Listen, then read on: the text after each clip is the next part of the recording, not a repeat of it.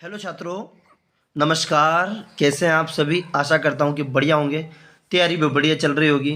तो आपको पता है कि आगे अर्धवार्षिक परीक्षा है, इसके बाद वार्षिक परीक्षा है। तो ये चैप्टर आप अच्छे से कंप्लीट कर लीजिएगा, क्योंकि इसमें फार्मूले हैं और उनसे रिलेटेड कुछ क्वेश्चन है। आपको पता है 5 नंबर का एक टॉपिक है, जिसमें से 2 नंबर का दो ऑब्जेक्टिव आएंगे, एक नंबर के, और एक 3 नंबर का एक प्रश्न आएगा। तो चलिएगा शुरू करते हैं। जैसे कि आपको बताया 5 नंबर का है पूरा, जिसमें से 2 नंबर का ऑब्जेक्टिव है और एक 3 नंबर का एक प्रश्न है। प्रश्न कैसे बनेंगे, कौन कौन से प्रश्नावली से बनेंगे, हम पूरी डिस्कस करेंगे। तो आपको वीडियो को स्किप नहीं करना है, पूरा देखना है। एक भी डाटा यदि आपसे मिस हो जाता है तो कहीं ना कहीं हम गलती कर रहे हैं। जो हमारा 30 आउट ऑफ 30 मार्क्स का जो टारगेट है वो कहीं ना कहीं दिक्कत में आ जाएगा। ठीक है, और हमें पता है कि हम टारगेट के बाद हम उस पर चलेंगे, जो कि क्वेश्चन आंसर है। हमारा टारगेट है 100 में से 100 नंबर लाने का। आपको पता है अभी पिछले साल के जो बच्चे हैं उनकी मैंने मार्कशीट बता चुका हूँ आपको कि 100/100 आए हैं। उन्हीं को टारगेट रखते हुए आपको टारगेट तैयारी करना है। करेक्ट है। तो आज का टॉपिक है वृत्त संबंधी क्षेत्रफल। इनमें किन किन चीज़ों की जरूरत लगेगी, तो आप जानते हैं वृत्त है, ये एक वृत्त है, ये आप जानते हैं केंद्र है, और ये त्रिज्या होती है। तो त्रिज्या किसे कहेंगे, केंद्र किसे कहेंगे? देखिए, एक पॉइंट है। केंद्र एक वहाँ बिंदु होता है जिससे वृत्त की परिधि की दूरियां लगभग समान हो। ठीक है, जिस बिंदु से वृत्त की परिधि की दूरी लगभग समान हो, उस बिंदु को वृत्त का केंद्र कहते हैं। देखिए, एक एक चीज़ की डेफिनेशन हम खुद लिखेंगे और बनाएंगे भैया। तो केंद्र का मतलब समझ में आया। केंद्र एक वहाँ बिंदु है जिससे ये वृत्त की परिधि की दूरी सभी जगह समान हो। यहाँ से नापेंगे, यहाँ से नापेंगे, सब जगह समान हो, वो केंद्र कहलाता है। दूसरा, फिर आपका ये O है और यहाँ तक मैंने A ले लिया है। इसके बाद आता है आपका त्रिज्या। तो त्रिज्या क्या है, इन सबको लिखना है आपको। त्रिज्या क्या है, तो केंद्र से परिधि तक की दूरी, केंद्र से परिधि तक की दूरी को वृत्त की त्रिज्या कहते हैं। क्लियर हो चुका है।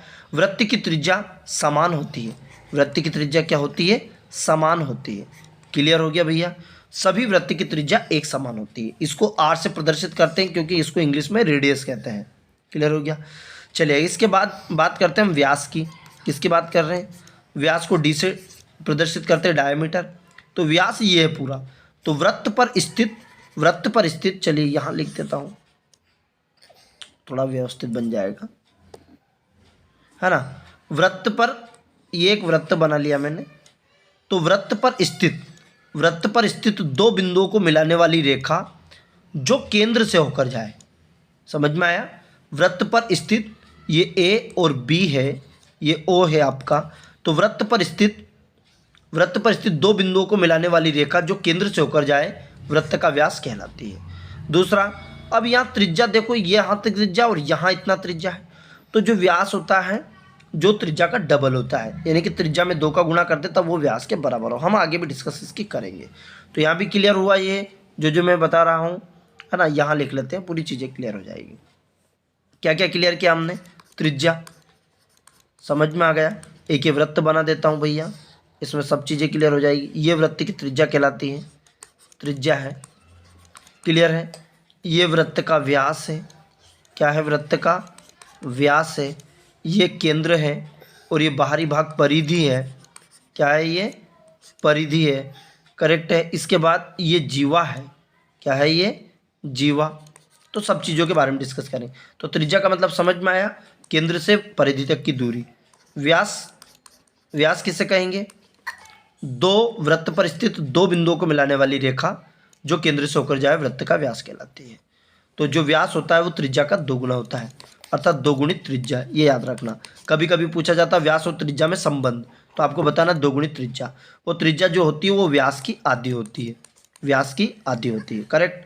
चलिएगा, अब दूसरा हो चुका जीवा। जीवा क्या है?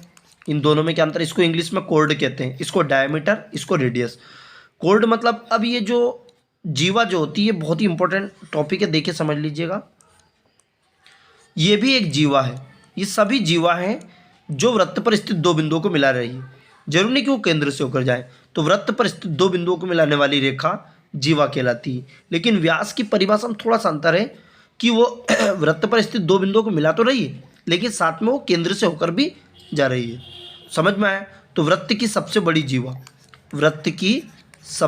जीवा सबसे बड़ी जीवा, वृत्त की सबसे बड़ी जीवा वृत्त का व्यास कहलाती है। क्या कहलाती है? वृत्त का व्यास कहलाती है। समझ में आ गया क्या? चलिएगा, यहाँ क्लियर हो चुका वृत्त का व्यास। तो वृत्त की सबसे बड़ी जीवा वृत्त का व्यास, वेरी इंपॉर्टेंट लाइन है। जीवा का मतलब समझ में आ गया होगा आपको।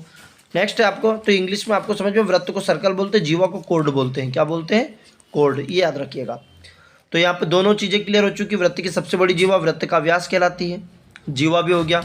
दूसरा आपका परिधि। परिधि क्या है? परिधि किसे कहेंगे? कि एक चक्कर में चली गई दूरी, एक चक्कर में चली गई दूरी को पहिए की परिधि कहते हैं।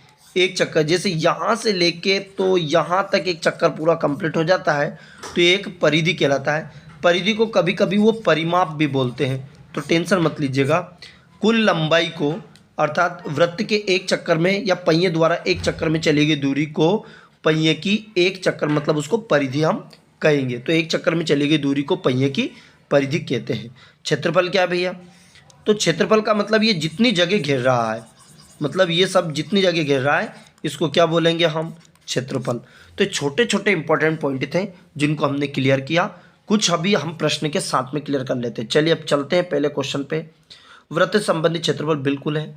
चलिए, बहुविकल्पी क्वेश्चन है कि वृत्त का चाप, वृत्त की त्रिज्या और चाप द्वारा बने केंद्र में संबंध बताइए। तो जो सूत्र होता है कोण बराबर चाप बटे त्रिज्या, क्या होता है? चाप बटे त्रिज्या होता है। ये सूत्र याद रख लेना कि कोण बराबर चाप बटे त्रिज्या होता है। कई बार संबंध पूछा है। अब भैया ये तो सर बटे में तो कुछ नहीं, कोई दिक्कत नहीं, तो कोण का त्रिज्या में गुणा कर देंगे हम। कोण गुणित त्रिज्या, कोण गुणित त्रिज्या बराबर चाप, बराबर क्या आ गया? चाप। तो चाप बराबर कितना हो चुका? कोण गुणित त्रिज्या, अर्थात दूसरा इसका राइट आंसर हो गया। क्या बात क्लियर? कभी अभी मान लीजिए कोण त्रिज्या पूछा है, चाप का पूछा है, कभी कभी त्रिज्या का पूछ ले, त्रिज्या बराबर क्या हो जाएगा? चाप बटे कोण, कुछ भी पूछ सकते हो। तो तीनों सूत्र आप अच्छे से लिख लीजिएगा। अगला है क्वेश्चन कि यदि किसी वृत्त का क्षेत्रफल 154 है तो इसका परिमाप क्या? भैया कि ये पूरा एक प्रश्न है, तो चलिएगा इसको मैं थोड़ा सा इस स्पेस में ले लेता हूँ, यहाँ पर है ना। क्षेत्रफल दिया है, तो वृत्त का क्षेत्रफल अभी बता चुका हूँ।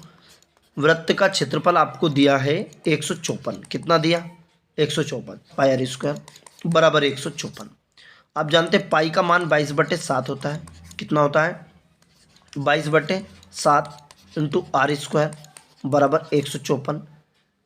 Are square is equal to 154 गुणा 7 बटे आ गया 22, क्योंकि गुणने वाली संख्या बटे में, बटे वाली गुणे में। 22 सते 154, 7 इंटू 7 हो गया।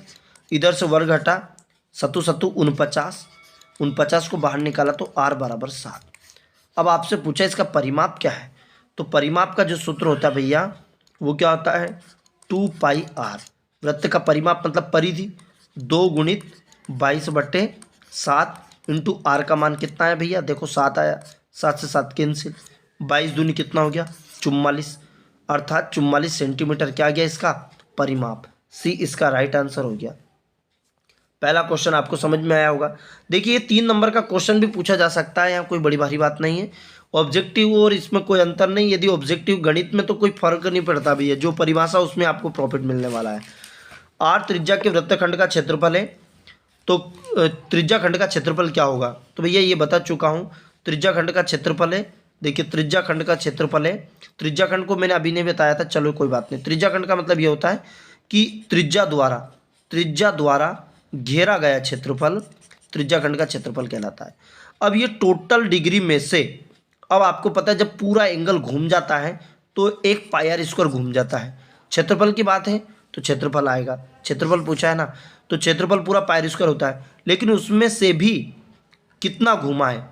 तो टोटल 360 में से कितना आया है? तो थीटा आया है। तो थीटा बटा 360, तो पाई आर स्क्वायर थीटा बटा 360 कहाँ पर है? तो कि सर ये तो सूत्र ही नहीं है, तो ये है ना भैया ए, देखो पाई आर स्क्वायर इंटू थीटा बटा 360, तो ए इसका राइट आंसर हो गया। क्लियर है? तो यही थोड़ा सा बता देता हूँ चाप की लंबाई का। चाप की लंबाई किससे कहेंगे? ये इसको चाप की लंबाई कहते हैं। जो 2 चाप लगाते हैं पूरी परिधि पर, कहीं भी 2 चाप लगाए हैं, उन चाप के बीच की दूरी को चाप की लंबाई कहते हैं। क्या बोलते हैं? चाप की। आगे आपको ज़रूरत लगेगी। क्लियर? चलो भैया अगला क्वेश्चन, यदि एक वृत्त का परिमाप और क्षेत्रफल संख्यात्मक रूप से बराबर है तो वृत्त की त्रिज्या क्या होगी? क्या क्या बोला है? वृत्त का परिमाप और क्षेत्रफल। तो वृत्त का परिमाप इनको नोट डाउन भी करना है, ऐसा नहीं कि हम सीधा रट लें। वृत्त का क्षेत्रफल। अब भैया वृत्त का परिमाप का सूत्र क्या होता है? 2πr। वृत्त का क्षेत्रफल का सूत्र πr²। ठीक है भैया, तो चलिएगा ये 2r आपको पता, एक r कैंसिल हो गया, इस पाई से पाई कैंसिल हो गया, तो 2 बराबर r। तो r की वैल्यू जो आई है वो कितनी आ चुकी है? 2, अर्थात 2 मात्रक हो गया। क्लियर? समझ में आया कि नहीं आया? चलिएगा भैया, डायरेक्ट रटना नहीं है। आगे बोल रहा है कि 5वां, त्रिज्या r द्वारा वृत्त के त्रिज्याखंड का क्षेत्रफल क्या होगा जिसका कोण p डिग्री है? तो आपका सूत्र तो एक ही है, πr² इंटू थीटा बटा 360 डिग्री, पर कोण की जगह उनने p, थीटा की जगह p दे दिया, तो p लिख लो।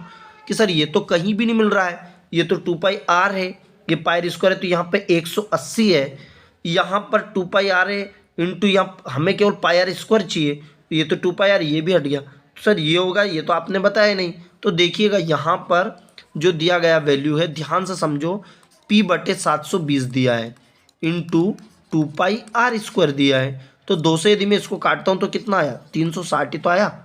नहीं आया समझ में? देखो p डिग्री, तो p/360 इंटू πr², तो यही तो बना, अर्थात डी इसका राइट आंसर। तो ऐसे भी क्वेश्चन घुमा के भी आ सकते हैं। ओके, चलिएगा नेक्स्ट क्वेश्चन पे चलिएगा। रिक्त स्थान की पूर्ति, देखो ध्यानपूर्वक, यहाँ से रिक्त स्थान में बन रहा है, देखिए एक ही छेटा आया है, 7वां पर हम पूरा देख लेते हैं।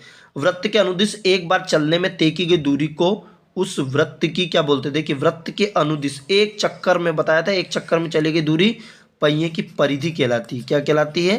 परिधि या परिमाप। क्या लिखेंगे? परिधि या परिमाप कहलाता है। वृत्त की परिधि के मध्य, वृत्त की परिधि, अब ये वृत्त है, परिधि के मध्य घिरे हुए भाग को उस भाग का क्या बोलेंगे? क्षेत्रफल। क्या लिखेंगे? क्षेत्रफल। तो दूसरे में क्या आ गया? क्षेत्रफल लिख लीजिएगा। एक वृत्तीय क्षेत्र का वहाँ भाग जो 2 त्रिज्याओं और संगत द्वारा घिरा गया हो। अब देखो अभी बताया था मैंने कि ये 2 त्रिज्या द्वारा घेरा गया क्षेत्रफल, ये त्रिज्या है, तो इनके द्वारा घेरा गया क्षेत्रफल त्रिज्याखंड कहलाता है। क्या कहलाता है? त्रिज्याखंड कहलाता है। याद कर लेना भैया अच्छे से। त्रिज्याखंड की संगत चाप का जो माप उस चाप की लंबाई, अर्थात देखिए उन्होंने बताया था फिर कि संगत चाप जो त्रिज्याखंड है, माप को कि यहाँ से यहाँ तक की लंबाई क्या कहलाती? चाप की लंबाई। क्या कहलाती है? चाप की लंबाई। यहाँ लिख लो, चौथे में जो आंसर आएगा वो लंबाई आ जाएगा। वृत्तीय क्षेत्र का वहाँ भाग जो जीवा द्वारा, अब देखो वेरी इंपॉर्टेंट टॉपिक, त्रिज्या द्वारा घेरा गया त्रिज्याखंड का क्षेत्रफल हो गया। अब यहाँ जीवा द्वारा घेरा गया क्षेत्रफल यदि मान लीजिए इतना है भाग, और ये ऐसा भाग बना दिया मैंने, ये वाला जो भाग कहलाता है जीवा द्वारा घेरा गया भाग का क्षेत्रफल, ये वृत्तखंड कहलाता है। क्या कहलाता है? वृत्तखंड। क्या कहलाता है? तो इसका राइट आंसर आ गया वृत्त 5वें का, आपका 5वें का जीवा द्वारा संगत उस वृत्त का क्या कहलाता है? वृत्तखंड। क्या कहलाएगा? वृत्तखंड। कोण थीटा वाले त्रिज्याखंड का क्षेत्रफल क्या कहलाएगा भैया?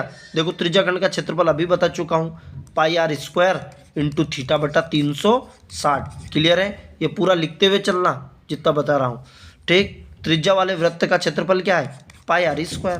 ठीक है, तो ये 7 तो हो गए। क्लियर है कि नहीं? समझ में आया? अच्छे से समझ में आना चाहिए भैया, बन बनाट आना चाहिए। ये दोनों आ चुका है त्रिज्याखंड का और ये। क्लियर? चलिएगा आगे देखो भाई, यह आपका रिक्त स्थान हो गया। चलो जोड़ी पे चलते हैं। वैसे जोड़ी के आने की संभावना नहीं है, पर फिर भी देख लीजिएगा। वृत्त का क्षेत्रफल फटाफट बोलते चलो। क्या वृत्त का क्षेत्रफल? πr²। कहाँ पर है? सी वाला। वृत्त की परिधि की माप फटाफट बोलो, 2πr। क्या है? 2πr। कहाँ पर है? डी वाला। चलिए वृत्त के चाप की लंबाई, अब देखो वृत्त के चाप की लंबाई का सूत्र क्या बताया था मैंने कि 2πr थीटा बटा 360। थीटा बटा 360 कहाँ पर है? तो सर ये तो है ही नहीं, तो यहाँ थोड़ा सा विशेष ध्यान रखें कि 2πr इंटू थीटा बटा 360 में हम इसको 2 से काट देते हैं तो 180 आ जाता है। तो πr इंटू थीटा बटा 180 ई वाला। कौन सा है इसका? ई वाला। अगला है वृत्त के त्रिज्याखंड का क्षेत्रफल, वही थीटा बटा 360 बटे πr²। वृत्त के व्यास और त्रिज्या, इसमें संबंध अभी बता चुका था कि d बराबर, ये इसका डबल होता है कि d बराबर 2r। कितना होता है, डी बराबर 2r। चलेगा, यहाँ लिख देता हूँ, डी बराबर 2 गुणित त्रिज्या ये बताया था, या त्रिज्या का पूछे तो डी बटा 2, ये जोड़ी हो गया। मतलब सूत्र यही मेन है, इसमें जो मेन है वो इंपॉर्टेंट सूत्र है। चलिए सत्य सत्य भी देख लेते, 2020 में आया हुआ क्वेश्चन है यहाँ से।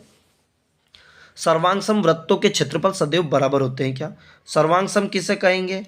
एक ऐसे वृत्त, सर्वांग सम वो वृत्त होते हैं जिनका क्षेत्रफल, परिमाप, भुजाएं सब बराबर हो। मैंने बता चुका था सर्वांग सम पार्ट 6 में कि 2 पार्ले जी के पूड़े, वो सर्वांग सम 10-10 रुपये वाले, कितने 10-10 रुपये, वो सर्वांग सम है। सर्वांग सम को इससे प्रदर्शित करते हैं। तो सर्वांग सम वृत्त का क्षेत्रफल सदैव क्या होगा, बराबर, तो सत्य है, कोई दिक्कत नहीं। क्या हो गया, सत्य हो गया। दूसरा समरूप वृत्तों के क्षेत्रफल, तो समरूप किसे कहेंगे? एक ही कंपनी के 2 जोड़ी, ये वृत्त तो है, इसका मान 360 होगा, इसका मान 360 होगा, लेकिन ये बड़े छोटे हैं, तो इनका जो वृत्तों के क्षेत्रफल सदैव बराबर होते हैं क्या समरूप के? तो नहीं होते हैं। क्या हो गया, ये असत्य हो गया। सर्वांग सम वृत्तों का जो परिमाप सदैव बराबर होता है क्या? बिल्कुल, परिमाप, क्षेत्रफल सब बराबर होता है। समरूप वृत्तों का परिमाप असत्य है, इनका परिमाप बराबर नहीं होता, अनुपातिक होता है। इन दोनों में इतना सा अंतर है सर्वांग सम और इनमें। जो समरूप होता है उनकी भुजाएं, क्षेत्रफल सब अनुपातिक होते हैं, अनुपातिक या समानुपातिक। और जो इनके जो सर्वांग सम, इनके क्षेत्रफल बराबर होते हैं, चाहे परिमाप हो चाहे क्षेत्रफल हो। यदि एक वृत्त की परिधि और एक वर्ग का परिमाप बराबर हो तो हमेशा वृत्त का क्षेत्रफल वर्ग के क्षेत्रफल से ज़्यादा होगा। तो ये सत्य है। इसको सत्य कैसे, मैं अब करके बताता हूँ। और त्रिज्या r वृत्त की परिधि का सूत्र है, तो बिल्कुल सत्य है ये भी, है ना। वृत्त की परिधि का सूत्र 2πr। चलिए पांचवा थोड़ा समझ लेते हैं कि एक्चुअली में है क्या ये, है ना। ये बोल रहा है कि यदि वृत्त की परिधि और वर्ग का परिमाप बराबर है, मान लीजिए कि वर्ग की भुजा है, वर्ग की क्या है, भुजा है, इसकी भुजा मान लेता हूँ 7, कितनी मान लेता हूँ भुजा, 7 मान लेता हूँ। तो ये 7, ये भी 7, ये भी 7। तो आपको पता है कि चारों भुजा बराबर है, तो वर्ग का जो परिमाप है, वर्ग का जो परिमाप है वो बोल रहा है कि वृत्त के परिमाप के बराबर है, परिधि के बराबर है। अब यहाँ 7 चुका कितना हो चुका, 7 गुणा 4, क्योंकि वर्ग का परिमाप का सूत्र 7 गुणा 4 होता है। और वृत्त का परिमाप, वृत्त का परिमाप, क्लियर है, 7 चुक कितना हो गया 28। वृत्त का परिमाप का सूत्र क्या है, 2πr हो गया। अब देखो 2 से, अब यहाँ पे 28 जो है 2 गुणा पाई का मान 22/7 है, इंटू r है। अब यदि हम इसको काटे तो ये तो काटेगा नहीं, तो यहाँ पर एक r का मान निकलेगा, r का क्या निकलेगा, यहाँ पर मान निकलेगा, करेक्ट है। अब जब यहाँ r का मान निकलेगा, फिर हम इसमें क्षेत्रफल में सूत्र लगेंगे, क्योंकि इसका जो क्षेत्रफल आएगा 7×7 = 49 आएगा, कितना आएगा 49। लेकिन क्या वर्ग का क्षेत्रफल भी 49 आएगा, वो देखना है। तो चलेगा 28 गुणा 7/2 गुणा 22, ये किसकी वैल्यू हो चुकी, r की। अब यदि 2 से इसको काटे तो ये 28 हो गया, कितना, सॉरी 14, और इसको फिर 2 से काटे तो ये 11 हो गया, और ये 7 हो गया, अर्थात कितना हो चुका 7×7 = 49/11। ये एक r का मान आया। फिर हम वर्ग का क्षेत्रफल करेंगे, तो जब करेंगे तो ये एक क्षेत्रफल के बराबर आएगा, ऐसा आप कोई सब मान सकते हैं।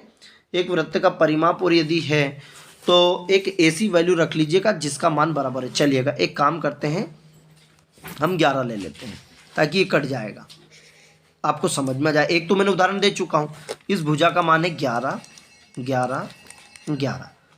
वो बोल रहा है कि ये वृत्त के परिमाप के बराबर है, बिल्कुल है, ये दोनों बराबर है, परिमाप बराबर है इनका। तो जो वृत्त का परिमाप बराबर वर्ग का परिमाप, ये बोल रहा है। तो वृत्त का परिमाप 11 गुणा कितना हो गया 4, क्योंकि वृत्त का परिमाप वर्ग का परिमाप, तो वर्ग का परिमाप 4 गुणित भुजा, तो 4 भुजा कितनी है 11, 11 × 44। वृत्त का परिमाप का सूत्र 2πr, 2πr = 11 गुणा 4, 2 गुणा 22/7 इंटू r = 11 गुणा 4, ठीक है। अब देखो ये इसको यदि काटे तो 11 चुक कितना हो गया 44, 11 चुक 44 हो गए।